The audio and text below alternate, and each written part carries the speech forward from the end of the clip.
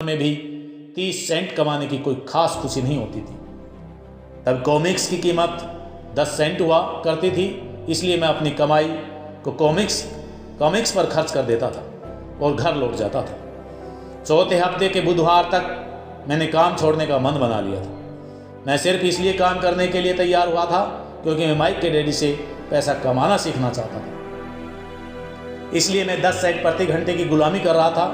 और सबसे बड़ी बात थी कि उस पहले शनिवार के बाद से मैंने माइक के डैडी को देखा तक नहीं था। मैं काम छोड़ रहा हूँ। मैंने लंच के समय माइक से कहा, स्कूल लंच बड़ा निराशाजनक था, स्कूल भी उबारू था और अब तो मेरे पास शनिवार भी नहीं थे जिसका मैं इंतज़ार कर सकूं। परंतु 30 सेंट के कारण मुझे धक्का पहुंचा था। इस बार माइक मुस्कुराया। तुम किस बात पर हंस रहे हो? मैंने गुस्से और कुंठा से पूछा। डैडी ने कहा था कि ऐसा ही होगा। उन्होंने कहा था कि जब तुम काम छोड़ने का फैसला कर लो तब वे तुमसे मिलना चाहेंगे। क्या? मैंने आवेश में पूछा। क्या मेरे उगता जाने का इंतज़ार कर रहे थे? कुछ माइक ने कहा। मेरे डैडी ज़रा अलग किस्म के हैं। उनका सिखाने का तरीका तुम्हारे डैडी के पढ़ाने के तरीके से बिल्कुल अलग है। तुम्हारे मम्मी डैडी बहुत बातें करते हैं, दूसरी तरफ मेरे डैडी बहुत कम बोलते हैं। तुम सिर्फ इस शनिवार तक इंतज़ार कर लो, मैं तुम्हें बता दूंगा कि तुमने काम छोड़ने का फैसला कर लिया है। इसका मतलब यह है कि मेरे साथ नाटक खेला गया है?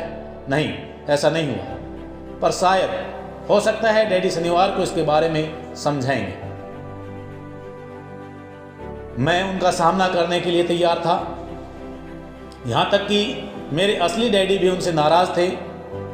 मेरे असली डैडी, जिन्हें मैं गरीब डैडी कहता हूँ, ये मानते थे कि मेरे अमीर डैडी बाल श्रम कानूनों का उल्लंघन कर रहे थे और इस पूरे मामले की जांच होनी चाहिए। मेरे पढ़े लिखे गरीब डैडी ने मुझसे ये कहा कि मैं सही तनख्वाह मांगूँ, कम से कम 25 सेंट प्रति घंटा।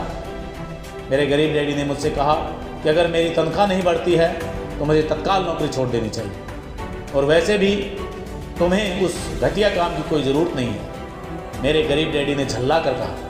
शनिवार की सुबह 8 बजे में एक बार फिर माइक के घर में उसी पुराने दरवाजे के अंदर घुस रहा था। कुर्सी पर बैठो और लाइन में इंतज़ार करो, माइक के डैडी ने मेरे घुसते ही कहा।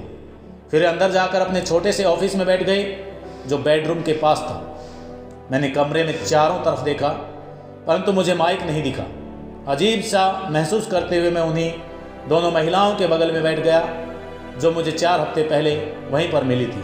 वे मुस्कुराई और सोफे पर थोड़ी सी खिसक गई ताकि मैं भी बैठ सकूं। 45 मिनट गुजर गए थे और मैं उबल रहा था। दोनों महिलाएं उनसे मिलकर तकरीबन 30 मिनट पहले वहां से जा चुकी थी। एक बूढ़ा सा आदमी वहां 20 मिनट तक बैठा और फिर वह भी निकल कर चला गया।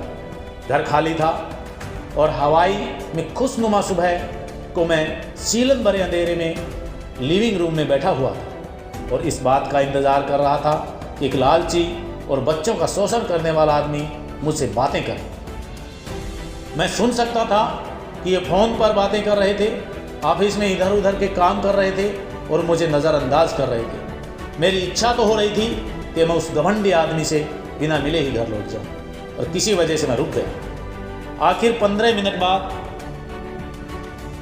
ठीक 9 बजे अमीर डैडी अपने ऑफिस से बाहर निकले। बिना कुछ कहे उन्होंने हाथ से मुझे इशारा किया कि मैं उनके दड़बेनुमा ऑफिस में आ जाऊं। अमीर डैडी ने अपने ऑफिस कुर्सी पर बैठते हुए कहा, या तो तुम्हारी तनख्वाह बढ़ाई जाए या तुम काम छोड़ रहे हो ना? हाँ, समझौते के मुताबिक आप अपनी शर्तें पूरी नहीं कर रहे हैं। मैंने लगभग आंसुओं से भीगे स्वर में कहा। 9 साल के बच्चे के लिए एक वयस्क का सामना करना बहुत ज़्यादा डरावना था। आपने कहा था कि अगर मैं आपके लिए काम करूँगा तो आप मुझे पैसा कमाना सिखाएंगे। अपनी तरफ से मैंने आपके लिए काम किया है, मैंने कड़ी मेहनत की है। इस काम के लिए मैंने अपने बेसबॉल गेम की भी कुर्बानी दी है और अब आप अपने वादे से मुकर रहे हैं। आपने मुझे कुछ नहीं सिखाया है। आप धोखेबाज हैं, जैसा शहर के सभी लोग कहते हैं। आप लालची हैं, आप केवल पैसा कमाना चाहते हैं और आपने कर्मचारियों का बिल्कुल ध्यान नहीं रखते। आपने मुझे इतनी देर तक बाहर बिठाए रखा और मेरी ज़रा भी इज्जत नहीं की। मैं एक छोटा सा बच्चा हूँ और आपको मेरे साथ इससे बेहतर बर्ताव करना चाहिए था। अमीर डैडी अपनी कुर्सी पर पीछे झुक गए। अपने हाथों को ठुड्डी पर तक लाकर उन्होंने मुझे घूरा। ऐसा लग रहा था जैसे वे मेरा विश्लेषण कर रहे थे। बुरा नहीं है, उन्होंने कहा, 1 महीने से भी कम समय में तुम वही भाषा बोल रहे हो जो मेरे ज़्यादातर कर्मचारी बोलते हैं। क्या? मैंने पूछा। मैं समझ नहीं पा रहा था कि वे क्या कह रहे थे और इसलिए मैंने अपना दुखड़ा रोना चालू रखा। मुझे लगता था कि आप अपने वादे पर कायम रहेंगे और मुझे कुछ सिखाएंगे। इसके बजाय आप तो मुझ पर अत्याचार करना चाहते हैं। यह तो जुल्म है, सरासर जुल्म है। मैं तुम्हें सिखा तो रहा हूँ, अमीर डैडी ने धीमी आवाज में कहा। आपने मुझे क्या सिखाया? कुछ भी नहीं, मैंने गुस्से से कहा। एक बार मैं चंद सिक्कों में काम करने के लिए तैयार हो गया, उसके बाद तो आपने मुझसे बात तक नहीं की। 10 सेंट प्रति घंटे। मैं आपकी शिकायत सरकार से करूंगा। हमारे देश में भी बाल श्रम कानून है। आप तो जानते ही हैं कि मेरे डैडी सरकार के लिए काम करते हैं। शाबाश, अमीर डैडी ने कहा। अब तुम उन ज़्यादातर लोगों की भाषा बोल रहे हो जो कभी मेरे लिए काम करते थे। वे लोग जिन्हें या तो मैंने नौकरी से निकाल दिया या जिन्होंने खुद मेरी नौकरी छोड़ दी। तो इस बारे में आपका क्या कहना है? मैंने पूछा। और मुझे यह लग रहा था कि कम उम्र के बावजूद मैं बहादुरी से बातें कर रहा था। आपने मुझसे झूठ बोला। मैंने आपके लिए काम किया और आपने अपना वादा पूरा नहीं किया। आपने मुझे कुछ नहीं सिखाया। कौन कहता है कि मैंने तुम्हें कुछ नहीं सिखाया? मेरे अमीर डैडी ने शांति से पूछा। मैंने 3 हफ्ते तक काम किया और इस बीच आपने सिखाना तो दूर, मुझसे कभी बात तक नहीं की। मैंने व्यंग्य भरे अंदाज में कहा। क्या सिखाने का मतलब केवल भाषण या बातचीत ही होता है? अमीर डैडी ने पूछा। और क्या, मैंने जवाब दिया।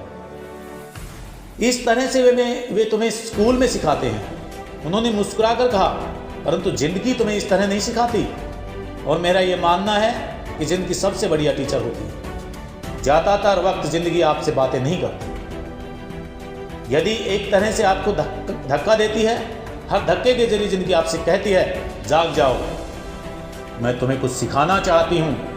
यह आदमी कैसे बेसिर पैर की बातें कर रहा है। मैंने अपने आप से पूछा, जिंदगी अगर मुझे धक्का देती है, इसका मतलब यह है कि जिंदगी मुझसे बातें करती है। जब मैं जान चुका था कि मुझे ये काम तत्काल छोड़ देना चाहिए, मैं किसी ऐसे आदमी से बातें कर रहा था जो पागल था और जिसे ताले में बंद रखने की जरूरत थी। अगर तुम जिंदगी के सबक सीखते हो, इससे तुम्हें बहुत फायदा होगा।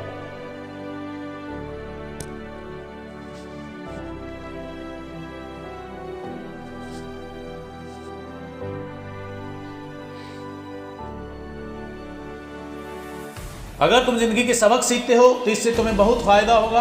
अगर तुम ऐसा नहीं करते तो जिंदगी तुम्हें लगातार धक्के देती रहेगी। लोग 2 चीजें करते हैं।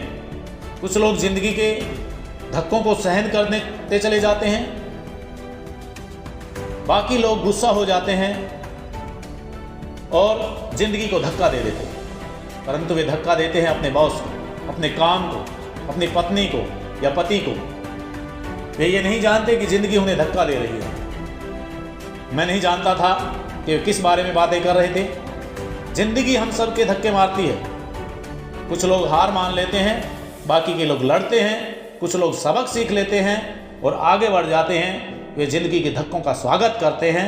इन गिने चुने लोगों के लिए इसका यह मतलब होता है कि उन्हें कुछ नया सिखाना चाहिए।